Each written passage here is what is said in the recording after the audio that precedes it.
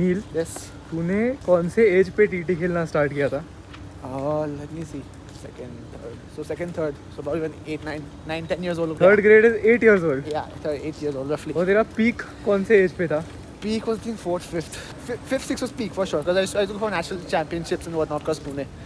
So that was quite nice. And after fifth, life hit.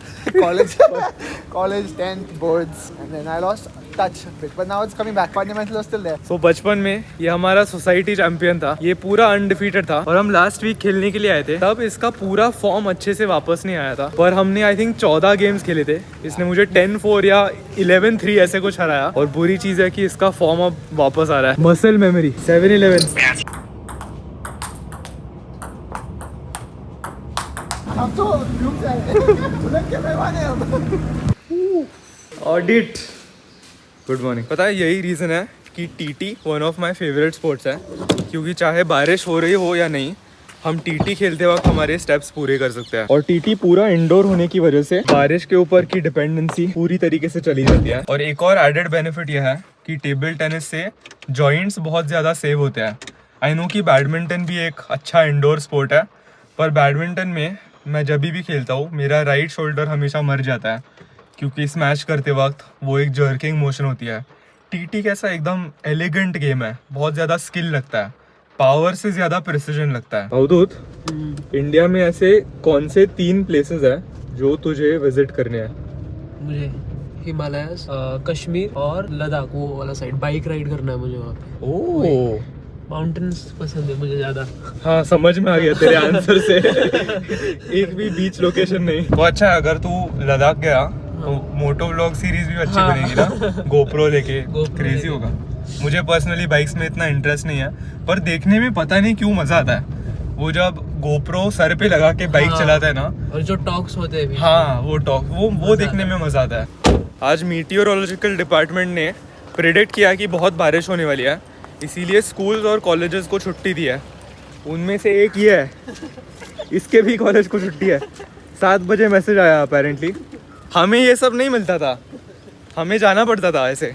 अब मैं uncle की तरह साउंड कर रहा हूँ। शिट, हमारे टाइम ये होता था, वो होता था। फॉर सम रैंडम रीज़न हम जिम में जितने पम्प्ड थे उससे 10 गुना ज़्यादा पम्प्ड हम अभी घर पे वापस आने के बाद हुआ है। ये देखो,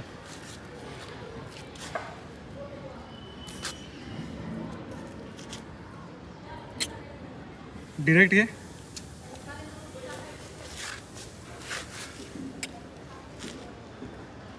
माय गॉड। ये दोनों बैग्स पैक करने के पहले अभी भी एक काम करने के लिए बचा है। हमें जल्दी से फॉरेन करेंसी के दुकान पे जाके थोड़ी सी फॉरेन करेंसी एक्सचेंज करवानी है। मैं हमेशा जहाँ पर जाता हूँ वहाँ पर जापानीज येन यूजुअली नहीं रहता, इसीलिए हम डॉलर्स कन्वर्ट करके उन्हें घर पे लेके आते हैं। और जब हम नारिता एयरपोर्ट पे लैंड होते हैं तो वहाँ पे मैं यूएसडी को JPY यानी जापानीज येन में कन्वर्ट करता हूँ। पर कभी कभी मैंने सुना है कि मेरे फॉरेन एक्सचेंज की जगह पे येन होता है, इसीलिए अगर येन होगा तो ऑब्वियसली बेहतर होगा, क्योंकि फिर वो फॉरेन करेंसी का जो रेट है उसके थोड़े से पैसे हमारे एंड से बच जाएंगे। पर इफ नॉट तो हम US डॉलर यहाँ से लेके जाएंगे। सारे डॉक्यूमेंट्स रेडी रखे हैं। डॉक्यूमेंट्स हमें फ्लाइट टिकट, वीसा, पासपोर्ट और पैन कार्ड, ये 4 डॉक्यूमेंट्स की जरूरत रहती है, जिसके ऊपर हम साइन करेंगे और वहां पर जाके ये डॉक्यूमेंट सबमिट करेंगे। एंड ऑफ कोर्स मैं अपने ओरिजिनल डॉक्यूमेंट्स भी लेके जा रहा हूँ। पैन कार्ड इसमें है, पासपोर्ट इसमें है। Let's go. तो ये जो फॉरेन एक्सचेंज की जगह है, मैं यूजुअली वहाँ हमेशा गाड़ी से जाता हूँ, पर वहाँ पर पार्किंग बिल्कुल नहीं मिलता, इसीलिए गाड़ी 1 या 1.5 किलोमीटर दूर लगानी पड़ती है और फिर रोड से चल के वहाँ तक जाना पड़ता है। और अभी पुणे में अगले आधे घंटे में बहुत तेज बारिश होने वाली है और मैं छाता लेके जाने का भी कोई चांसेस नहीं लेने वाला, क्योंकि पासपोर्ट, फॉरेन करेंसी, ये सब अगर गीला हो गया तो बहुत बड़ा प्रॉब्लम आ जाएगा। इसीलिए मैंने सोचा यार अगर डोर टू डोर जाना ही है तो ऑटो से जाते हैं। एनीवेज बहुत महीने हो गए हैं जब से हम ऑटो में नहीं बैठे हैं, और क्योंकि हम कल ट्रैवल कर रहे हैं ये थोड़ा सा स्ट्रेस फ्री भी होगा। मुझे आज के पूरे दिन में स्ट्रेस मिनिमाइज करना है ताकि हम अच्छे से कल ट्रैवल कर सकेंगे। मेरी एक टेंडेंसी होती है कि जब मैं गो इस मोड में चला जाता हूँ तो स्ट्रेस थोड़ा बिल्डअप होता है और फिर ट्रैवलिंग के पहले वो आइडियल नहीं है। तो रिक्शा इट इज। पिन है 3430। कौन सा वाला पंक्चर हुआ है? कौन सा वाला? ये वाला? हाँ पूरा गया है। ये इधर ही हो गया, ये देखो ना। अच्छा,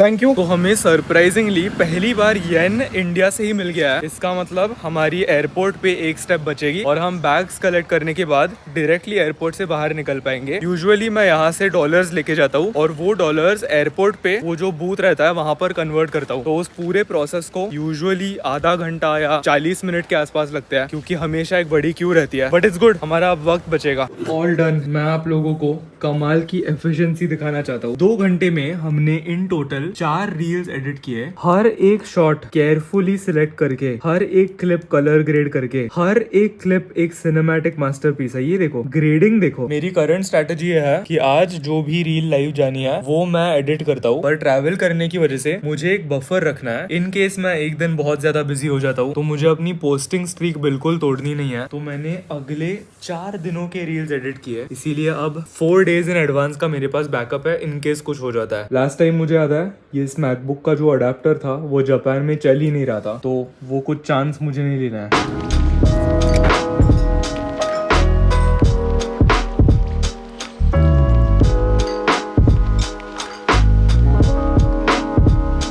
सो ट्रैवलिंग वाले दिन पे अपना प्रोटीन गोल हिट करने की सबसे आसान टेक्निक ये है, 420 ग्राम चिकन ब्रेस्ट रॉ, उसे माई फिटनेस पैल में अगर डाला तो वो 130 ग्राम प्रोटीन आता है। तो कल का प्रोटीन गोल 100% सॉर्टेड है और उसे हम सैंडविच के फॉर्म में बनाएंगे, जस्ट बिकॉज सैंडविचेस ट्रैवलिंग करते वक्त मील्स को कैरी करने का सबसे कन्वीनियंट तरीका होता है।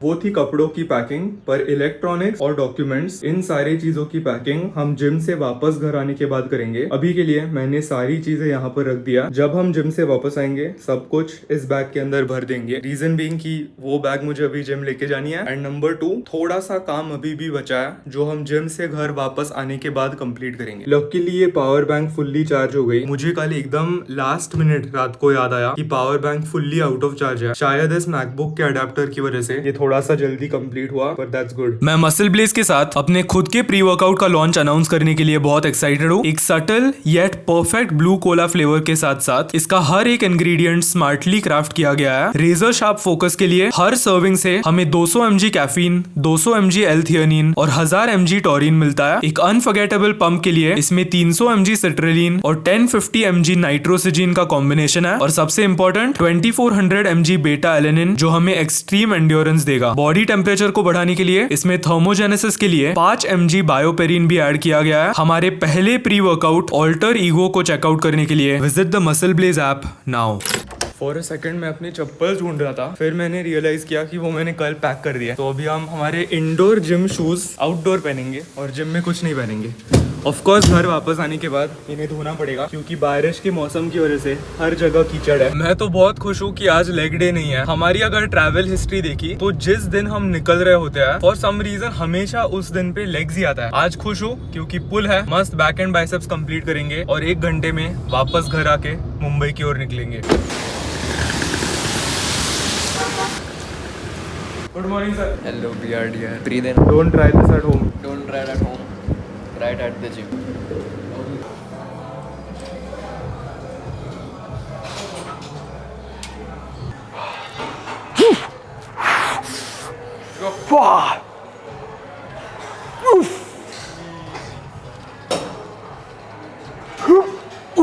Nice. Good. Class. Chal. Nice. Good. Nice. One more yourself. Go. All you. Chal. Nice. एक और। Easy. One more easy. एक और। One more easy.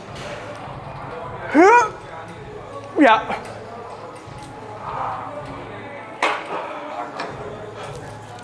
Let's go man, let's go. 17 दिन डेफिसिट में खाने के बाद 3 kg लाइटर बॉडी वेट पे ऑलमोस्ट फुल स्टैक हमने 40 सेकंड्स के लिए मारा। मुझे वो एग्जाम्पल बनना है कि आप एक हेल्दी लाइफस्टाइल जी के एक डेफिसिट में close to single digit body fat percentage अच्छे हैबिट्स के थ्रू बिल्ड करते हुए जिम में स्ट्रेंथ बिल्ड कर सकते हो। लोगों के दिमाग में ये अटका हुआ रहता है कि क्योंकि मैं डेफिसिट में हूँ, क्योंकि मैं एक फैट लॉस फेज़ में हूँ, मैं स्ट्रेंथ और मसल बिल्ड ही नहीं कर सकता। I want to lead people by example. मैं कुर्सी पे बैठ के अपने कमरे में लोगों को सिर्फ ज्ञान नहीं देने वाला, मेरी जो भी थियोरी है वो मैं प्रैक्टिस करके आप लोगों को दिखाऊंगा। I am a practitioner, not a theorist. How to spot on this? Pull from here, stand there, I'll push from there actually. Push या 110 ठीक है, चल। Let me know when you need the spot. या आई हाँ, not, you will understand. चालेल. Fuck, let's go. या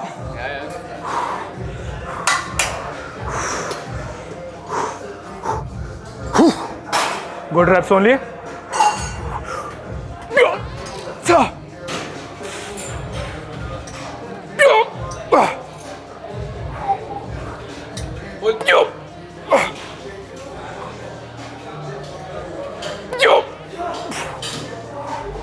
Not done yet. Go.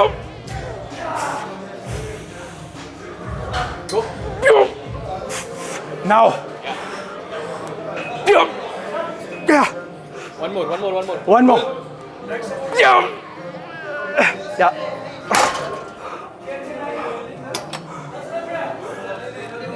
मेरे से भारी हो गया.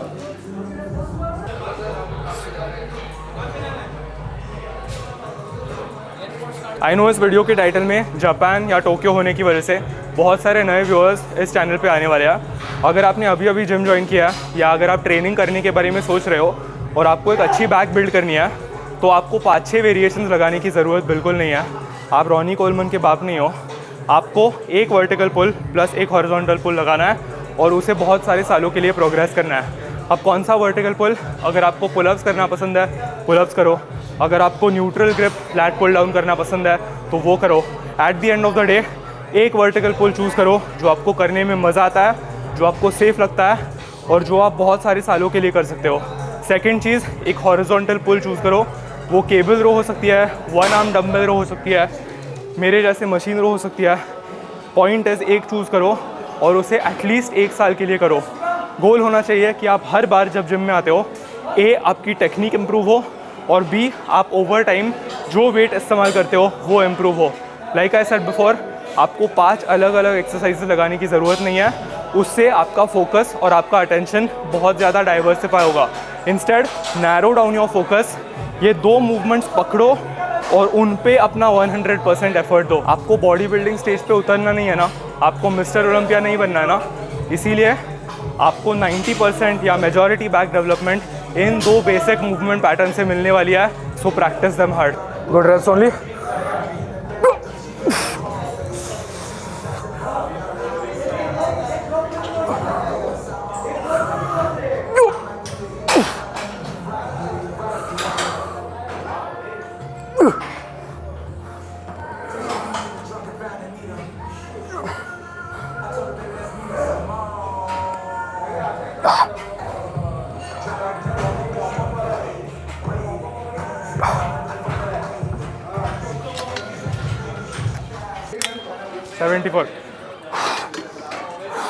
चल. Good reps only.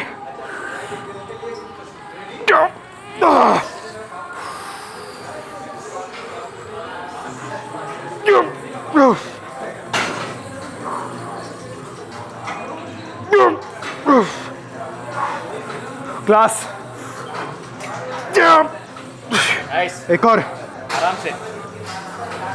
Go. Nice. एक और.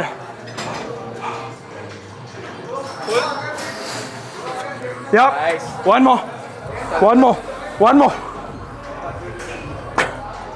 Yep. Slow.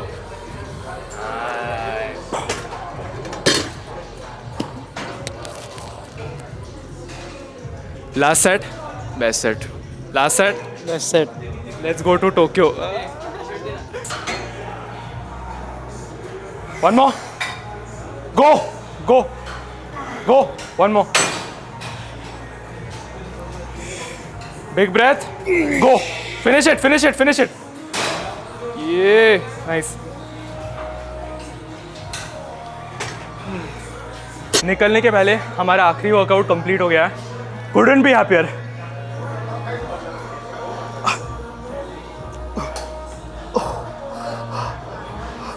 2 हफ्तों में डेफिसिट सस्टेन करने की वजह से सबसे बड़ा चेंज मुझे अपने चेहरे में नोटिस हुआ है।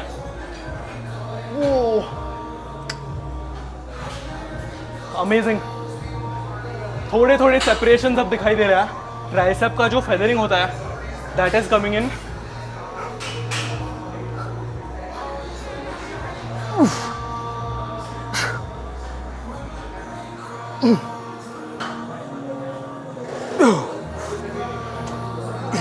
यस, डेफिनेटली लीन हुआ हो, definitely. Unbelievable.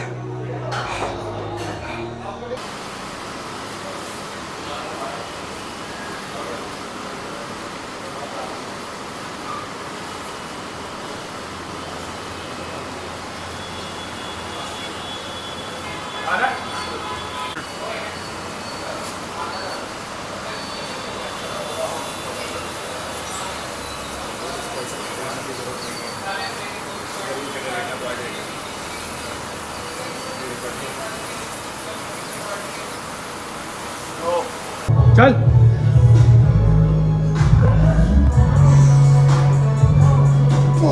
Good bye brother, भेटू, गुड बाय। 11 दिन नंतर। चलो, until next time, bye.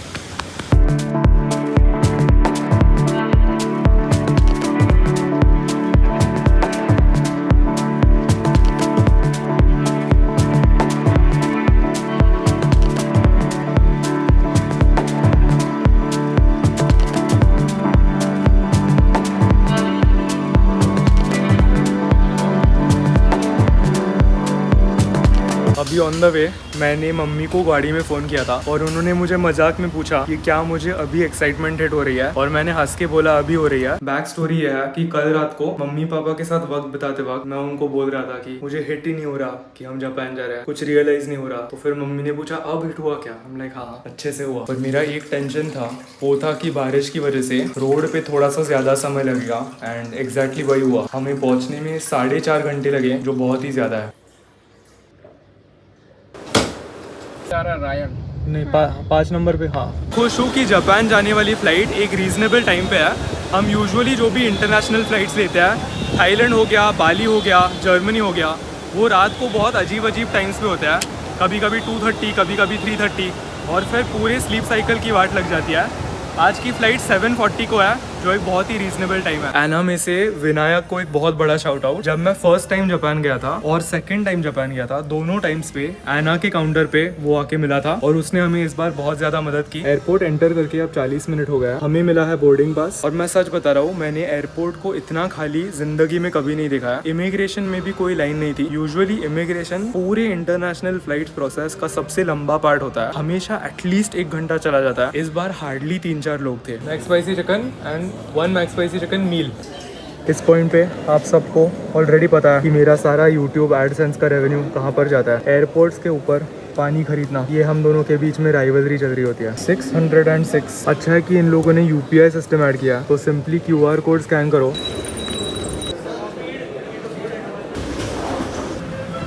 Crazy. सो इन लोगों के प्लेन के वॉशरूम्स भी बहुत ज़्यादा फैंसी होते हैं।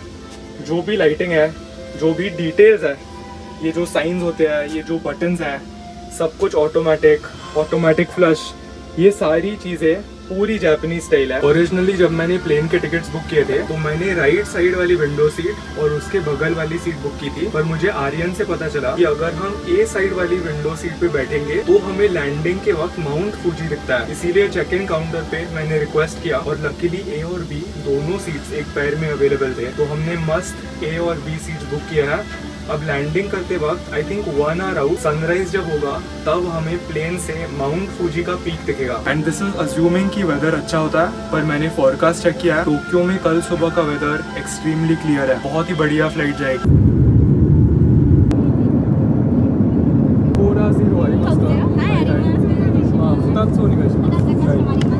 चिकन बिरयानी, चिकन टिक्का, चना और फ्रूट्स। ओके, सबसे पहले ये जो भी पूरी फ्लाइट है वो 90% जापानीज लोगों से भरी है, जो मुझे ऑनेस्टली एक्सपेक्टेड नहीं था, पर इट मेक सेंस क्योंकि अभी जापान विजिट करने का टूरिज्म के लिए बेस्ट सीजन नहीं है। इंडियंस यूजुअली मई या दिवाली की छुट्टियों में जाते हैं और अभी दोनों टाइम नहीं है। सेकेंडली उन्होंने हमें जो भी खाना दिया था वो एक हिंदू नॉन वेजिटेरियन सेट मील था और उस पूरे मील में चिकन टिक्का एक नंबर था। जो भी चना था वो भी काफी अच्छा था। वो प्रॉपर दिल्ली में जैसा चना चाट मिलता है वैसे था। पर मैंने जापानीज लोगों के जो मील्स होते हैं वो थोड़े से ऑब्जर्व किए और मैंने देखा कि यार उनका जो प्लेन फूड रहता है वो भी बहुत ज्यादा हेल्दी होता है। उनका जो मील था उसमें चावल थी, थोड़ा सा मीट था और थोड़ी सी सब्जियां बस। यूजुअली एयरप्लेन्स में अच्छे सर्विस एयरक्राफ्ट्स होने की वजह से बहुत टेस्टी खाना मिलता है। पर इन लोगों के सेट मील्स देखे आई थिंक मुझे पता चला कि ये लोग साल भर इतने लीन इतने फिट कैसे रहते हैं, जो काफी इंस्पायरिंग था। यार अब हम सोने के लिए जाएंगे। फ्लाइट लैंड होने के लिए 6 घंटे का समय है तो थोड़ी सी नींद कंप्लीट करने की कोशिश करेंगे। Good night.